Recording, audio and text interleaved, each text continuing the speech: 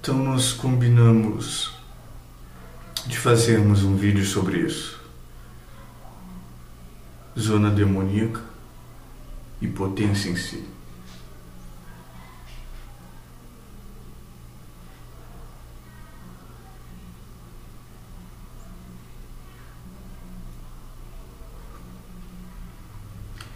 Mais do que um conceito, uma experiência que não é 100% original meu, este termo. E essa experiência não é minha, né? Ela está em vários livros de filosofia, de ficção e de não ficção, e na arte, nas artes todas. O fato é que, vez ou outra, eu falo sobre isto com mais consistência e eu tenho um desejo muito grande de planejar escrever um livro sobre isto, realmente conceituando. E como eu sou deleuziano também, eu sei que todo conceito tem atrás de si um problema. Então,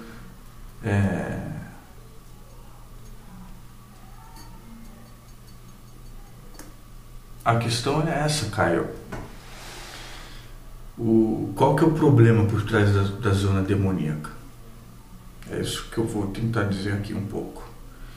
Zona demoníaca é uma das zonas possíveis da potência em si. Talvez a mais picante, a mais perigosa, a mais subversiva.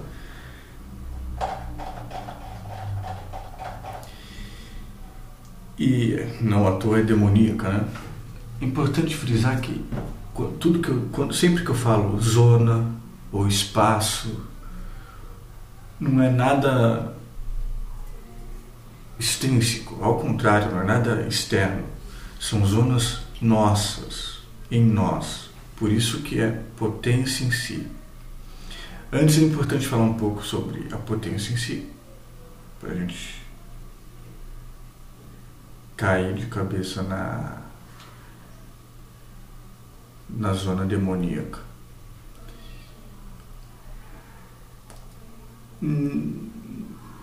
Nestes encontros que a gente faz periodicamente, a gente tem visto que nós somos educados a nos projetarmos o tempo todo e que existem estes regimes semióticos, imagéticos, extrínsecos a nós, que nos são introjetados, que estão na cultura, que estão em todos os ismos, nas instituições, e que são usados por mecanismos de poder. Nós vimos que há este platonismo renitente na cultura ocidental, na nossa cultura, que colocam um rebaixamento em relação a nós, nos alertam a respeito de algo maior como modelo, como até promessa e esperança, muitas vezes concretizável. O capitalismo faz isso nas propagandas, né? Use isso aqui que você vai ficar mais bonito, você precisa ter um carro, você precisa ter um bom emprego, um bom salário, isso. E você vai e consegue realmente. E é aí que mora o hedonismo. Então é platonismo e hedonismo. O hedonismo vem com prazer. Um prazer que iria suprir o seu desejo, visto como falta no platonismo. Muito bem. A potência em si, ela não é ingênua, ela sabe desses mecanismos, sabe que tanto o platonismo básico, que eu ponho aqui como um rebaixamento do presente, e a exposição que no Platão é o mundo das ideias, tudo é cópia. A essência está no mundo das ideias, né? Sócrates vai ser isso. Vinha um sofista e perguntava para o Sócrates: qual é a essência disso aqui? Ou Sócrates perguntava para o sofista: para um sofista. O sofista apontava para algo concreto, muitas vezes até material, no mundo, na realidade imediata. Sócrates dizia, não, isto é cópia, a essência disso está no mundo das ideias. E aqui ecoou neste gesto o quadro do Rafael, Escola de Atenas, né, em que Sócrates está apontando para cima. Aristóteles aponta para baixo, mas não estamos falando de nada aristotélico, porque na verdade Aristóteles trata, por exemplo, de uma ética, de uma política e de uma estética que não são necessariamente imanentes. Quando eu falo de imanência, campo de imanência, quando eu falo de zona demoníaca, quando eu falo de potência em si, tem mais a ver com Nietzsche e Spinoza. O que é potência em si? De uma forma bem resumida e exata, não jogar o sentido da sua vida e todos os sinônimos de potência, energia, força, vontade, vigor,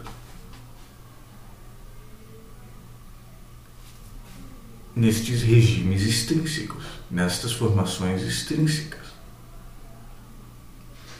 que nos são ensinadas pelas instituições, pelas formações sociais, escola, família, etc, etc, pelas áreas exatas e humanas.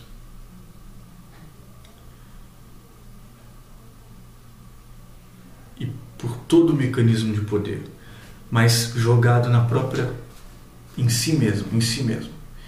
E uma das vertentes deste si mesmo é a produção de acontecimento na nossa vida. Isso tem a ver com o corpo sem órgãos também, na medida em que no Mil Platô se diz: corpo sem órgãos é o campo de imanência do desejo. Você não busca o resultado, como a gente diz hoje em dia, né? Hedonista que vai preencher a falta. E você não vê o desejo como falta, mas como pulsação e criação constante. E é neste meio, neste intermédio, que mora a intensidade do desejo. Criar corpo sem órgãos é desejar intensamente, viver e experimentar intensamente. Esta é a intensidade. Como uma estrada de autocorrida, por exemplo.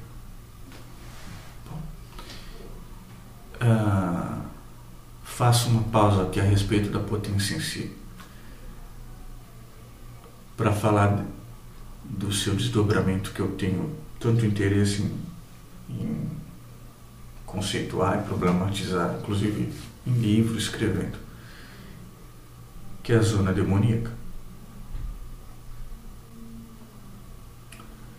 Como é que a gente sonda a zona demoníaca? Como é que a gente identifica ela? Não é difícil. É preciso mexer nos regimes semióticos, transformações sociais e nos mecanismos de poder no que se refere à lei, às normas, às obrigações, no que se refere à moral.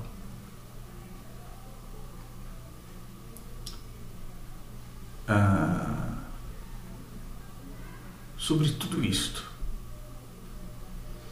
no que se refere às disciplinas, ao direito. Porque veja bem,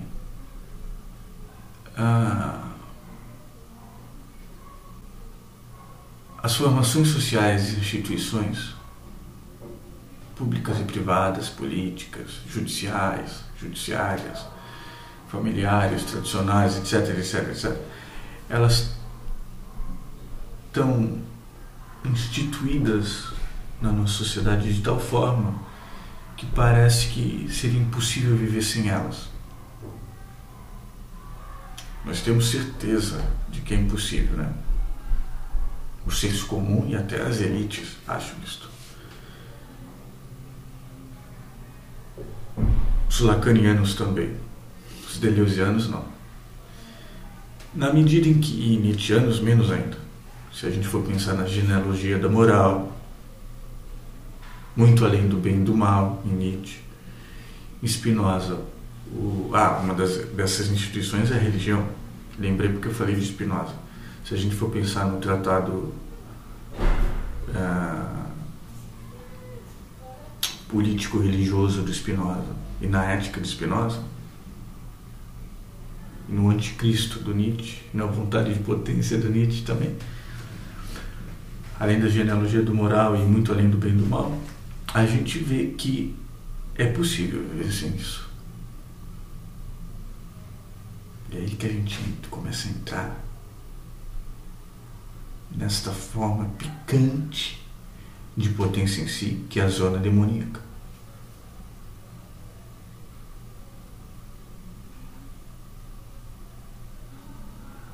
Imagine um mundo ou uma sociedade sem prisão. Mas não pense nas consequências que podem ser perigosas para você.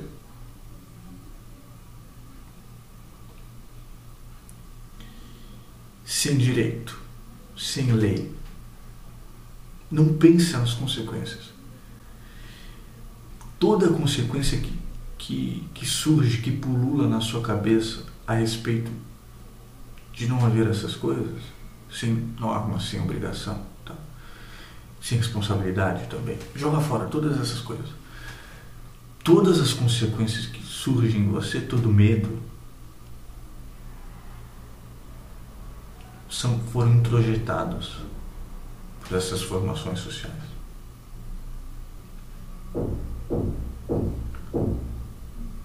Foi o que eu disse antes. Elas fazem com que a gente ache que é impossível viver sem elas. Elas são feitas para nos conter. Imagine uma sociedade, um mundo sem nada disso. E faça esse exercício. É um exercício mental, mais do que argumentativo. E não pense nas consequências. Porque a cabeça mexe.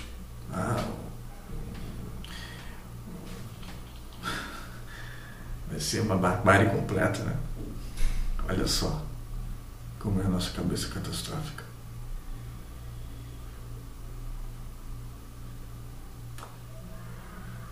Faça um parênteses para depois voltar na zona demoníaca. Porque isso liga a uma outra coisa. Mais sublime do que a zona demoníaca. Não quer dizer que é melhor ou pior, ou mais certo ou mais correto, não é nada disso. É só mais sublime. E que tem um cordão umbilical, é primo, irmão da zona demoníaca. E que também é potência em si. Que é a potência do pensamento. E até onde pode ir um pensamento, os limites do pensamento. Para estudar isso, eu preciso estudar Nietzsche e Spinoza. Os dois foram até as fímbrias últimas e até as últimas consequências do pensamento e do pensar. Essas obras que eu citei mostram muito bem isso. Spinoza enfrentando censura religiosa, uma época muito fundamentalista, e o Nietzsche já nos estertores do século XIX, já nos inícios da modernidade e finais do romantismo, mas uma sociedade também muito tradicional. E, no entanto, a filosofia desses dois foi até onde? Até as fímbrias, até os limites do pensamento. Este movimento de liberação extrovertido, de extroversão do pensamento, ele nos diz bastante a respeito da zona demoníaca. E aqui eu fecho o parênteses. Nós temos momentos e já tivemos momentos em que nós expressamos esta zona demoníaca. É que ela está tão lá no fundo, ela foi tão empurrada, não introjetada, é imanente, foi de fora para dentro. Ela é imanente, ela está em nós. Só que ela é tão escondida, ela está tão recôndita, tão oculta, tão encoberta, na maioria de nós. Em alguns sujeitos ela está lá do atrás. Em outros ela é mais aflorada, em ações externas, materiais, concretas. Em outros há momentos tímidos disso. E muitas vezes ela é completamente secreta na nossa subjetividade, no nosso espírito, mas nós a sentimos. Não precisa ser necessariamente manifesta para os outros, por exemplo. Às vezes ela está na nossa subjetividade, no nosso espírito, na nossa imaginação. E às vezes nós a exteriorizamos.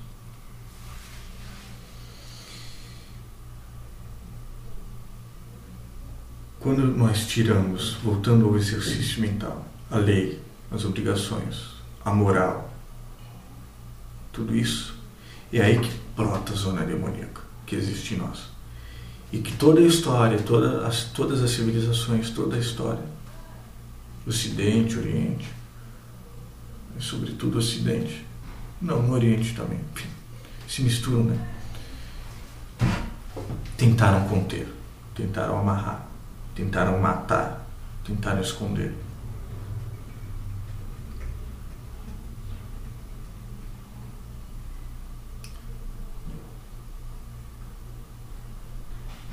Para nós, costumeiramente, ela representa um perigo completo. Mas não, eu vou para o crime. Eu vou para a perdição. Eu vou para o pecado.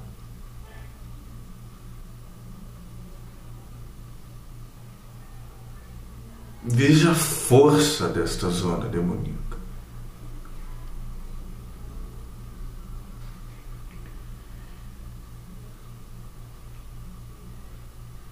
Ela é a mais subversiva para as instituições, para todos os mecanismos de poder possíveis e para todas as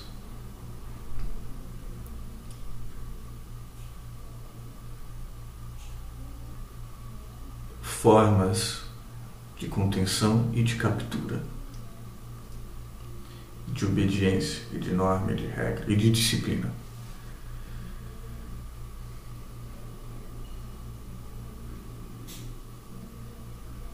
Ela tem muito a ver com o dionisíaco no Nietzsche.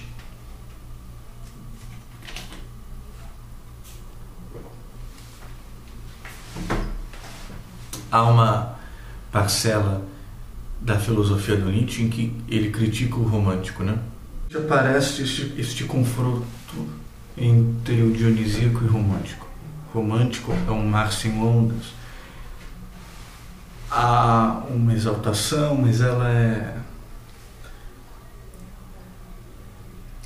muito diferente do dionisíaco, né? Que depois aparece como uma figura correlata no próprio ator, né?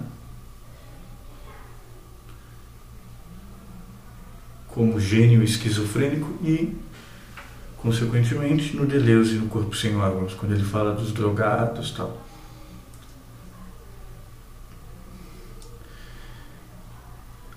Este dionisíaco é apenas uma das parcelas básicas da filosofia de Nietzsche, onde ele vê que, de forma deplorável, o cristianismo teria acabado com toda aquela força, né? Ele intui isso, ele analisa isso, ele argumenta assim, com toda aquela força pagã dos romanos, que são vistos hoje como orgiásticos e tal, mas a coisa é muito diferente. Havia um cuidado com o corpo físico, né? Os romanos eram muito sensuais. Foram trata-se da primeira civilização, do primeiro povo a criar sistemas térmicos e de banhos coletivos, né? Quer dizer, eram muito sensuais e não é só no nível do orgiástico, toda esta força que estaria acima da moral, que só vem com a moralidade cristã depois do Império Romano, do Ocidente, acabar, tá ruim. Não só por causa do cristianismo, como supunha o Nietzsche, por problemas internos mesmo, de corrupção e de decadência em todos os níveis, de valores e tal. Bom, então esta moralidade cristã que ela vem depois, pós-pagã, pós-Império Romano do Ocidente, ela contém tudo isso. Ela se apropria do platonismo e contém tudo isso. É esta força, que eu chamo aqui de força pagã romana, que está presente na sensualidade do corpo, que está presente nas orgias também, que está presente até nas guerras romanas. É isto que é um grande exemplo da zona demoníaca. Foi o que eu disse, imagine um mundo, uma sociedade sem lei. Vá até o ponto em que surge na sua cabeça que você vai se perder, vai se corromper, vai pecar, vai virar um criminoso, vai virar um animal, um selvagem, e hesite aí. E tira estas consequências. Você pode trocar a moral pela ética, por exemplo. Isso é um outro assunto, inclusive. São águas muito profundas. Trocar moral por ética. E o que significaria uma vida ética, sem moral?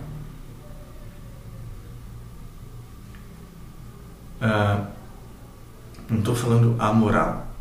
Sim, amoralidade e sem moralidade. Esta zona demoníaca do ser, ela é uma puta potência. Quer dizer, só o momento de insight, de satori, de iluminação, em que você queima, que você desfaz estes mecanismos de poder, estas instituições, essas formações sociais, você vê que elas não são naturais, elas são culturais e elas também não são necessárias. Se você chega a este nível de coragem subjetiva, não quer dizer que você vai sair aí destruindo tudo. Nós temos inteligência. Já é uma puta potência que brota. É este terreno mesmo. Por que é demoníaco? Porque este terreno, como a carta do demônio no tarô, por exemplo.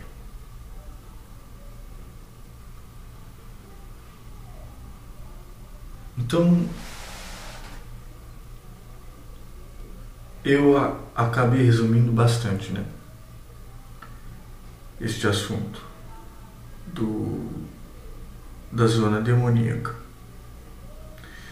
No Tratado Teológico Político, o Spinoza diz: há um direito imanente no ser humano, no indivíduo, no sujeito, em nós, que é o direito de fazer o que bem entende. Spinoza é fantástico, né? Tudo para ele é imanência. Desejo não é posto fora platonicamente, é imanente. E para o Nietzsche é preciso um novo homem que esteja acima da moral e tal. Eu tenho, aqui cabe uma consideração pessoal íntima. Eu tenho um certo receio com algumas preferências e gostos do Nietzsche. por alguns fascínoras, tipo César Borgia, o próprio Napoleão, que são homens maquiavélicos sem muitos escrúpulos para atingirem os seus fins. E Nietzsche tinha um certo gosto, que é típico dos alemães, como aquele, não o Hitler também, mas antes o Guilherme II, né, se eu não me engano, William II, não sei, militar, né?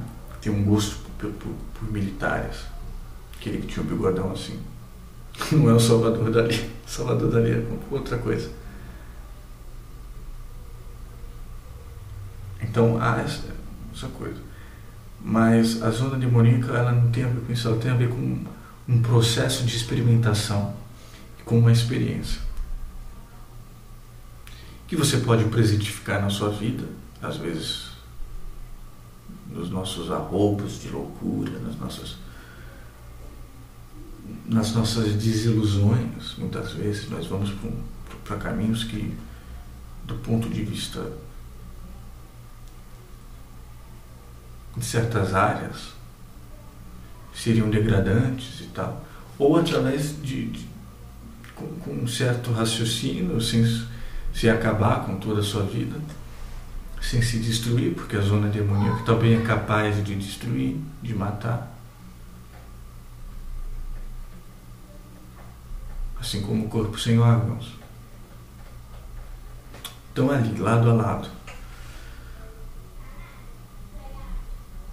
Só que a zona demoníaca, ela é mais picante, ela é mais subversiva, ela tem esse caráter de parecer mais subversiva.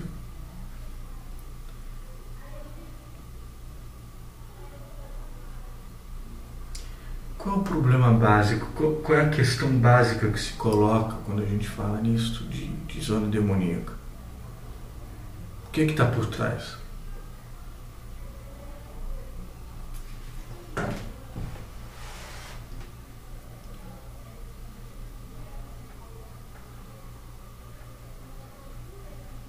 É justamente esta dicotomia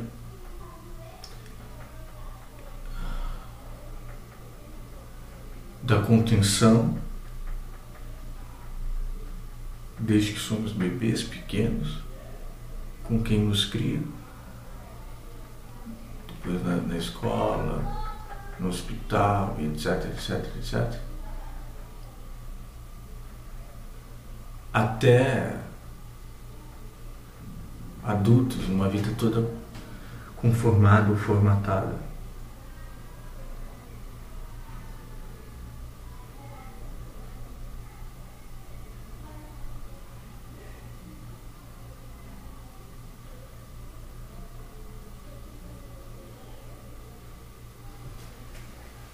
Vou pegar um...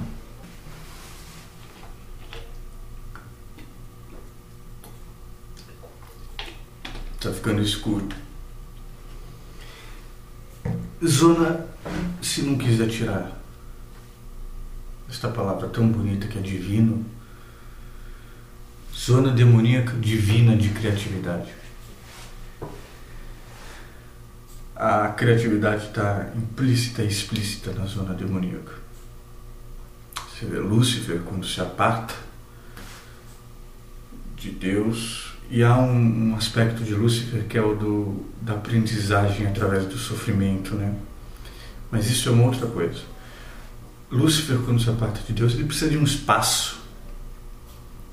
Ele cria um espaço da sua vida. Há uma criatividade nesta zona demoníaca. Uma criatividade divina, se você quiser. Mas essas referências religiosas cristãs não nos interessam muito, a não ser para identificá-las, teorizá-las, estudá-las.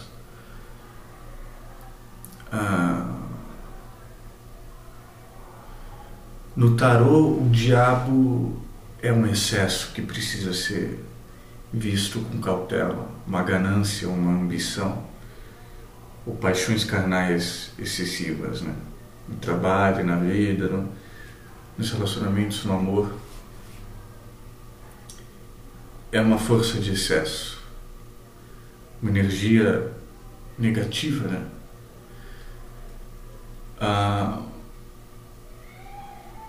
Nas seitas satânicas e no satanismo, a grande diferença deles para as doutrinas mais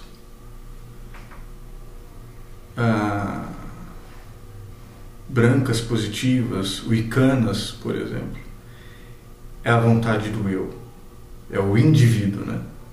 Mas tem essa vontade, então tem essa criatividade e tem essa zona criativa demoníaca divina do imperceptível e do certeiro, do golpe que é certeiro, do impulso que é certeiro. E este impulso, por exemplo, no tarô,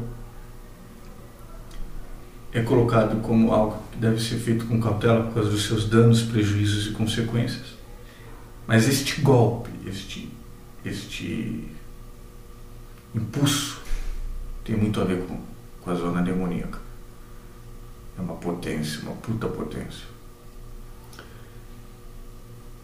Nas seitas ditas satânicas ou luciferianas ou do Baphomet, etc. Também há muitas delas, né? A vontade do eu e do indivíduo prevaleceria sobre as magias brancas, que seria a vontade do coletivo, ou nós, né? O invertido, o pentagrama invertido e outros signos invertidos representam justamente esta contraposição, esta desobediência, digamos assim.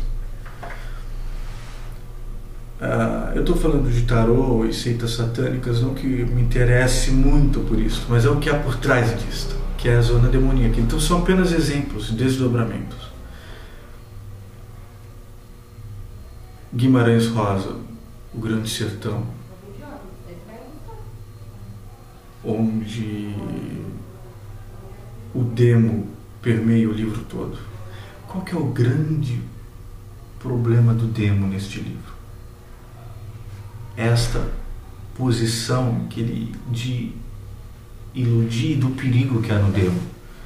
Agora, o Haroldo de Campos relata, né, tem vídeo dele em que ele conversou com o Guimarães Rosa. O Guimarães Rosa colocava essa negativação, essa energia que para mim é positiva no sentido de que ela é uma afirmação de energia, uma afirmação de potência, uma presentificação do demo. Ele colocava, né, ele disse para o Haroldo de Campos, o Guimarães Rosa: eu, compondo meus textos e do próprio Grande Sertão, eu rolo nu com o demo no chão. E o Haroldo de Campos linka isso com o horror à página em branco do Mallarmé, né? A criatividade aí.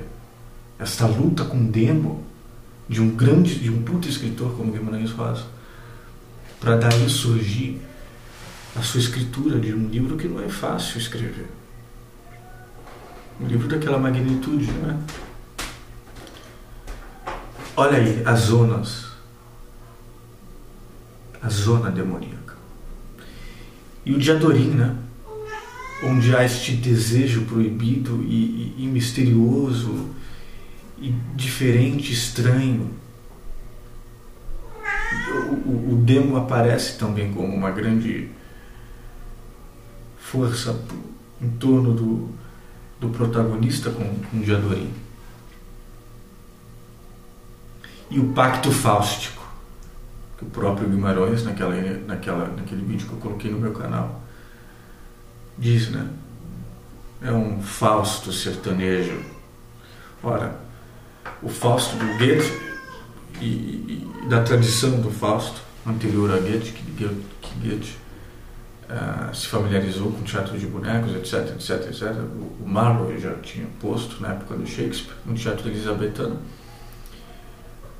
este pacto fáustico, que seria o dos prazeres da vida e tal, mas que por trás desses prazeres está uma fome de conhecer tudo.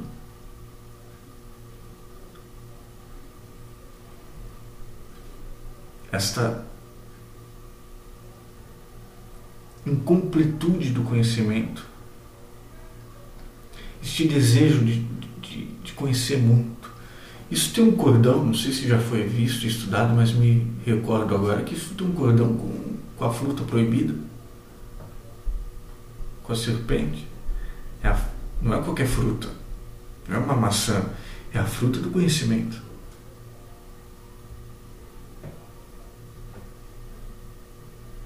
No meu curso online Corpo Sem Órgãos, História da Filosofia do Desejo, tem uma hora que eu digo, numa das aulas, que eu ainda vou fazer, mas eu já adiantei na primeira aula. Onde a lei é desejo, onde a proibição é desejo.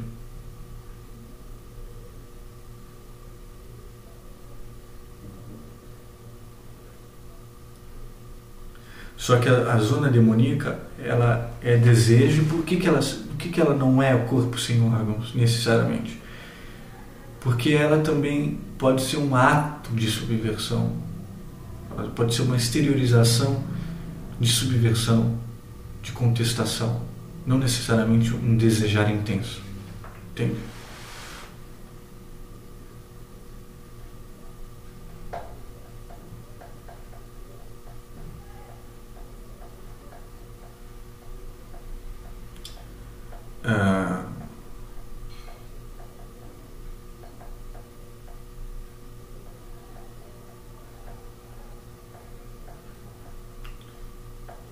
Estes níveis baixos, burgueses que buscam o lucro, o conforto pelo conforto, os resultados materiais ou de vida,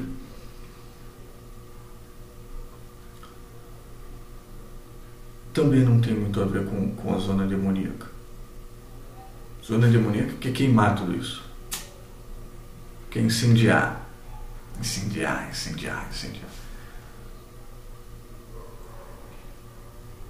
Zona demoníaca é este tempero a mais nas coisas, esta combustão, este incêndio.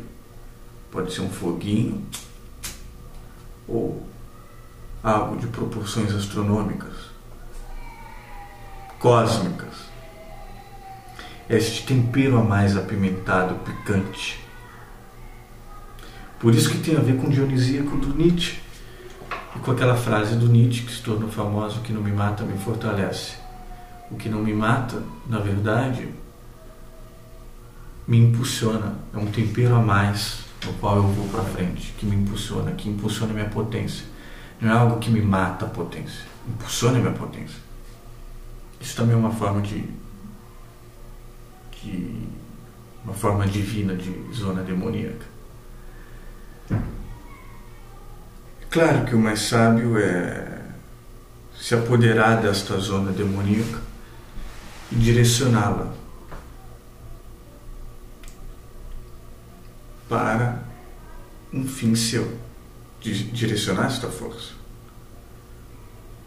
Eu lembrei agora do Fausto do Fernando Pessoa, que não é tão famoso assim. O Fausto do Fernando Pessoa, inclusive o Fernando Pessoa escreveu um livro sobre o diabo também, que eu esqueci o nome, que ele fala coisas fantásticas sobre o diabo. Ele não é visto como este mal cristão, tal. Ele é visto como uma sombra necessária.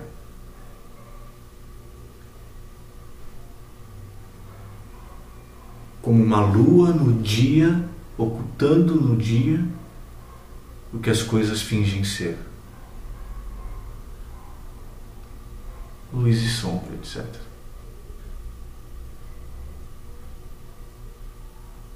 Porque na luz os objetos, nós nos mostramos de um jeito, mas basta apagar a luz que... E o Fausto do Pessoa é um sujeito cerebral, a ponto de não saber amar. Cerebral.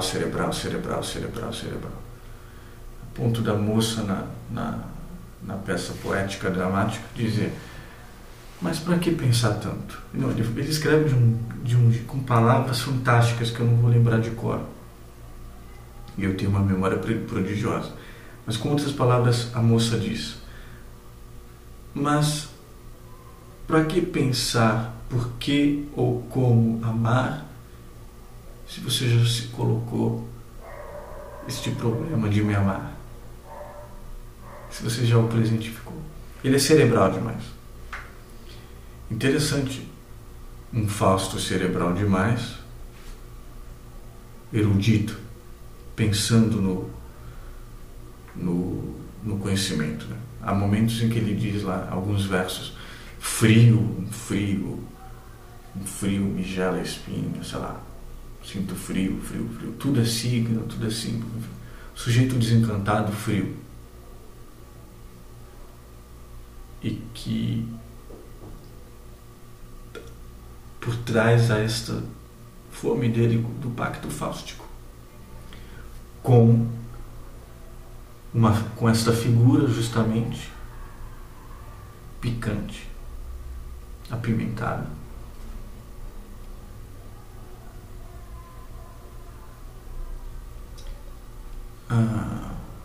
Penso que tudo que borbulha na minha mente a respeito deste tema, desta experiência, deste conceito, deste problema de zona demoníaca, eu já disse até agora. Por enquanto é isto. Tem mais coisas, talvez. Eu escrevendo sempre surgem mais coisas. Mas é um campo de imanência, é uma potência em si, a mais picante, a mais escondida lá no fundo da nossa alma, do nosso espírito, mais aprisionada. Se for materializada e presentificada em algo que não seja arte e ficção, não vão deixar.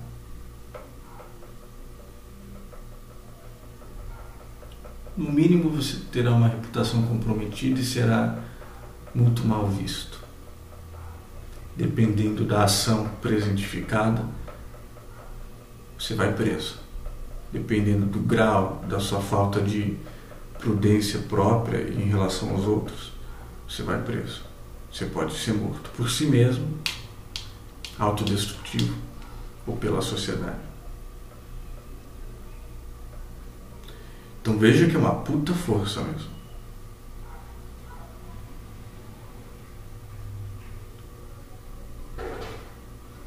É uma potência mesmo, de movimentação interna e externa, mas que pode ser feita apenas no campo do subjetivo, da experiência subjetiva.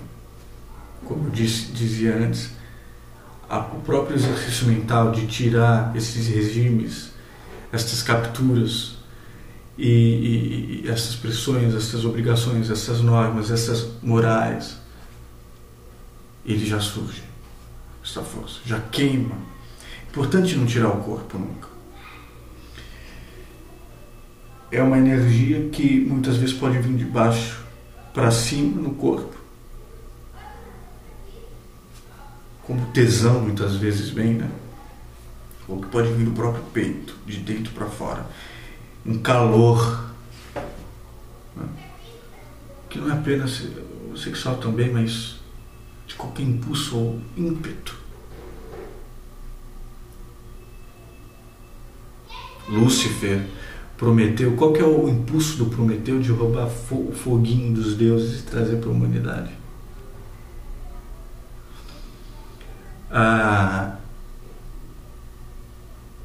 Eu disse e repito, o mais sábio, com certeza, é não aprisioná-lo. No entanto, porém, mas, todavia, se apoderar desta força e direcioná-la. Mas eu ia falar com ética. Mas incendiar, incinerar, tentar destruir por alguns momentos como exercício, ética, moral, tal, sem a menor preocupação com esses regimes de poder e até de teoria.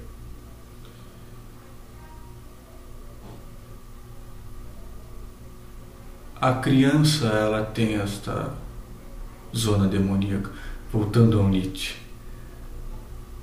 Fantástico como a minha cabeça faz analogias o tempo todo. Eu ia falar da infância, quando nós estamos tão ativos, nós presentificamos uma energia tão ativa, tão positiva de criatividade e tal, que tem a ver com essa zona demoníaca. E não só com as crianças terríveis, com os adolescentes terríveis e com os adultos terríveis, ditos como os irresponsáveis, tal, rebeldes. Não só, mas na própria imaginação, na nossa criatividade de brincar ludicamente, de forma lúdica, também nessas duas coisas, no excesso e no excesso que tem uma prudência e tal. Mas vamos incendiar a prudência, ética, moral, porque ela vai vindo, essa força, quando a gente vai incendiando isso. Não baixar a cabeça, subir, estar no topo disso tudo, no topo disso tudo, no topo de Deus, acima do bem e do mal, acima da moral, acima do que seria maquiavélico também. Como é que a gente vai se sentir? Ela vai vindo, eu vou sentir, você vai sentir.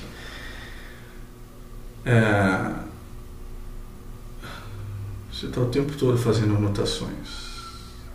Mas então, o interessante é o seguinte.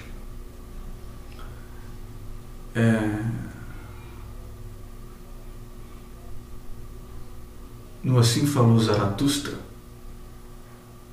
outro livro, eu não vou falar da forma do livro poético, filosófico, a forma como é escrito, sem precedentes, entre poesia, entre prosa poética e filosofia, né?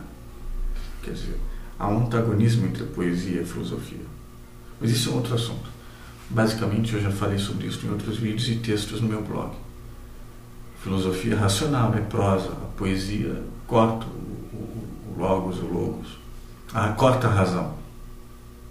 E a filosofia, ela precisa de razão e se dá por meio da prosa, que leva sempre a conclusões, ao contrário da poesia. Inverso, espacializado, poesia, qualquer poesia, não leva a conclusões, ela leva a um ciclo infinito de leitura, ao contrário da própria estrutura semiótica interna da prosa. Mas no Assim Falou Zaratustra, essas coisas se atravessam de uma forma brilhante, sem precedentes, inovadora. E os próprios conceitos e problemas postos também são inovadores. Então aparecem essas três figuras, né? O camelo, que diz isso, que é obediente. O leão, que diz eu quero, eu desejo. Ele é anti-Schopenhauer, o leão do Nietzsche. Para ele o desejo é libertação, não é prisão, não há pessimismo. Ele quer. Mas o leão estaria incompleto se não houvesse a criança, que é justamente a intensidade.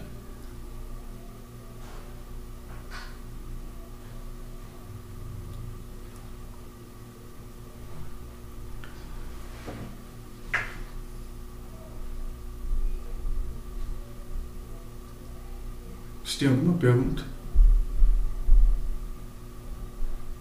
Não quer que seja gravado? Bom, por enquanto é isso então. Qualquer coisa que surja a respeito do tema eu vou falar. Eu pretendo conceituar mesmo formalmente, filosoficamente em livro, texto.